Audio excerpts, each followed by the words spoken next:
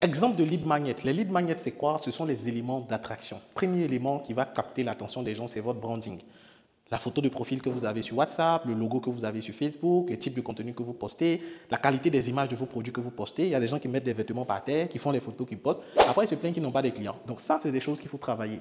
Les vidéos, les mini-formations, comme je l'ai dit et je le dis aux gens aujourd'hui, si tu veux vendre en ligne, tu vas créer des contenus pédagogiques.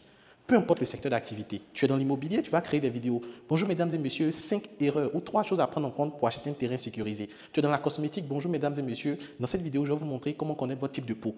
Tu es dans quel autre domaine? Dans le domaine du graphisme. Tu vas expliquer aux gens c'est quoi le graphisme, c'est quoi l'importance d'un logo, les types de logos, le rôle des couleurs dans le marketing. Tu dois éduquer les gens. Donc, il te faut créer des contenus, des mini-formations. C'est comme ça que les gens vont te connaître. Tu vas attirer l'attention pour dire, ah lui, j'ai déjà vu sa vidéo. Ah lui, il maîtrise son sujet. C'est comme ça que tu vas pouvoir capter l'attention. Les webinaires, les lives, les masterclass, physique comme en ligne. Livres, e-book.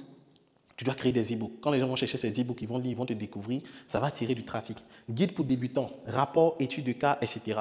Voici des éléments que tu peux mettre en place avec des conférences physiques, avec des events que tu peux organiser pour attirer de l'attention, pour pouvoir vendre tes produits, tes services. Tu peux organiser même des salons professionnels où tu vas rassembler des acteurs de ton domaine pour parler de ton produit, de ton service. Ça, c'est important pour attirer du trafic.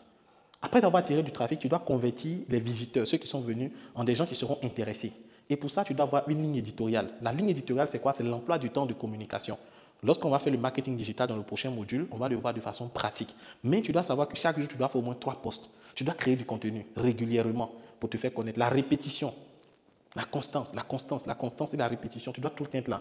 Des vidéos de vous, des vlogs. Donc on doit te voir, on doit faire des vidéos où on voit ton visage. Peu importe ton produit. Aujourd'hui, on parle d'intelligence artificielle. Il y a des gens qui mettent leurs photos, ils créent des avatars, qui parlent bonjour, bienvenue à vous. Dans cette vidéo, nous allons parler de Royal. Quand toi, tu entends là, ça te plaît. Quand toi-même tu entends là, ça te plaît, cette manière de faire là. Non, on a besoin de vous. Vous vous cachez, hein, vous voulez là, vous vous cachez. Formez-vous, montrez-vous pour susciter la confiance. Donc, vidéo de vous, des vlogs où vous présentez bonjour à vous, là, on est en pleine formation, on est en train de filmer, là, je suis en train de mélanger mes produits, je vais au marché, je vais acheter mes produits. Tu montres un peu quelques petites parties de ta vie professionnelle de façon stratégique pour inciter les appels à l'action. Es-tu intéressé? Veux-tu participer? Si tu es intéressé, m'intéresser, tapez info. Ça, ce sont des éléments qui vont pousser les gens qui te suivent à interagir.